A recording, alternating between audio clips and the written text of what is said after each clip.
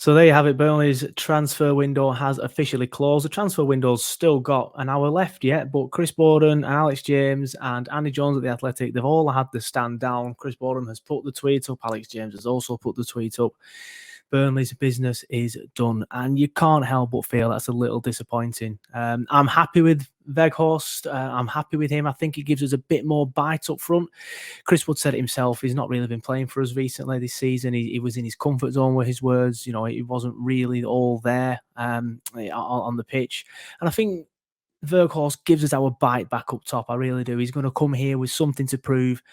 And I think he's going to be playing out of his skin, especially for the next 6 months or so, which is exactly what we need. It's exactly what we need. That's what we're missing with Chris Wood, because he just hasn't had it this season. He's shown it in previous seasons. That's why I defended him. That's why I died on the Chris Wood hill, because I always felt he had it in his locker, but his own words this season, he didn't have it in his locker. 3 goals just shows it, and some of his performances on the pitch just show it, but he wasn't the only one.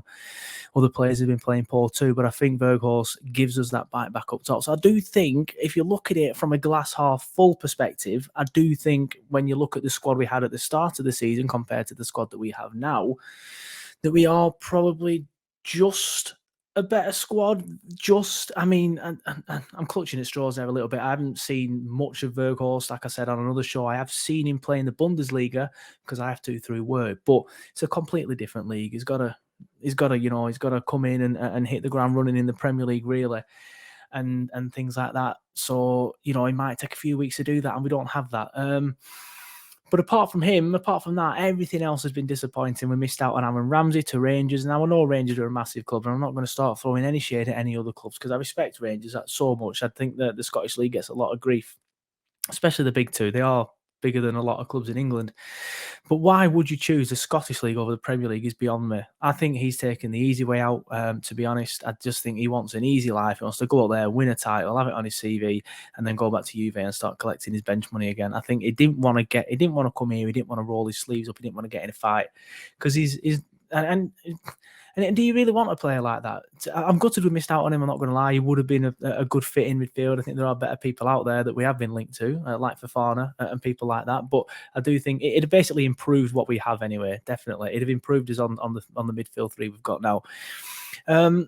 What else was there then in this window?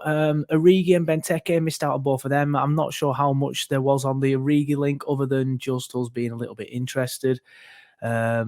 So I'm not sure how far that went, but Benteke, it sounded like he did actually choose to stay at Crystal Palace, according to some of the reports I read, and of course Alex James was on the show, was on the YouTube channel earlier in the month, and he pretty much confirmed that. So disappointing again. I mean, I'd rather have Weghorst. I think we've got a better person there, but it's another target that just simply didn't want to come up here. There were some rumours towards the late end of the window that we were in for Barkley again. Now, we've been linked with him before, so I'm just pretty certain that was lazy journalism from a few RTK wannabes, to be honest. I think that's all that really was. I'm not sure there was any much truth in that, because you get a lot of that on the deadline day. You get all these people that have called inside something or transfer news, whatever, that are clearly just setting up an account to try and gain a few followers to just spout crap, basically. And a few of that came from that. Just reading one of Alex James's tweets, he said there's been a bit of chat about the Chelsea man the past few hours. Burnley were keen on him in the summer. I know there is a player of interest. We are not expecting him to leave Stamford Bridge tonight to sign for the Clavers, which is pretty much bang on what I just said, really. The disappointing thing is that Newcastle signed Matt Targett on loan, and Everton added Donny van der Beek. I'm not sure Everton are in any real danger, to be honest, but Newcastle, they brought in a lot of decent players, as we expected them to be fair. Obviously, that's a big worry for us, how much they've strengthened, whereas we have not, or if we have, we very, very slightly have.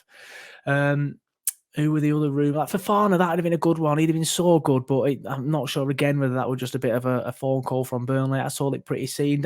I'm just, rather than giving you all the links and stuff in this one, I'm just trying to really give you my thoughts, and I just don't understand why they haven't added a midfielder. Like, the midfield has been an issue for so long. Like, it's been an issue for so long, for 2-3 seasons. We've been poor in field pretty much ever since Defoe left. We've just missed that kind of player. We've missed somebody who's going to get the ball and drive forward. Like I said earlier, all 3 of the midfield lads are all very similar, and I just feel that we needed somebody else, somebody a bit different, to give us something different. And I feel like it's a big, big mistake by Burnley. to not bring in a midfield player. I know they tried with Orsic, and obviously I'll just quickly touch on that. Now, I do feel like with Burnley, they've put all their eggs in the Orsic basket and all their eggs in the Ramsey basket, and obviously with them two not coming off, they've been left short. That's what it looks like to me. Obviously, the Orsic deal with him pulling out at the last minute, that took everyone by surprise, according to Andy Jones of The Athletic. Burnley weren't expecting it. They expected it to get done. So I feel like they've kind of took the foot off the gas a little bit, because they were thinking that, we've got this guy here, and then he's turned around. So they've been caught off guard, like, oh shit, what do we do? We're going to have to get somebody in the end. It weren't enough. And again, with Ramsey, that link never seemed to go away for like the last 2 weeks. You just kept thinking, even when we were first linked with him, you're like, nah, it's not going to happen, is it, Burnley? Come on, move on. Then it linked again. And then the last day, he's like, oh, I'll go Rangers then. So I just think they've been left short. And I'm reading the tweet that Chris Borden put out earlier, and he said that Burnley were looking at adding in the midfield, but then when Chris Wood left, it's caught everybody off guard, and then obviously that's going to end up being the priority, which you respect. Replacing Chris Wood, I feel, should have been the priority, but we also needed to bring in midfield as well, because I do think the creativity has been the worst part of our play this season. But that's just my thoughts. Let me know what you think in the comments below. Just thought I'd quickly do a video. You might be noticed I'm looking around and stuff, because I'm actually working, so I shouldn't really be doing this. Thought I'd quickly sneak a video in. Luckily, I'm just on a bit of a break. I'm just trying to quickly get everything done before I get back to work. But I just thought I'd give you my thoughts on it. Let me know in your comments below if you're happy or disappointed with the transfer window. I am disappointed.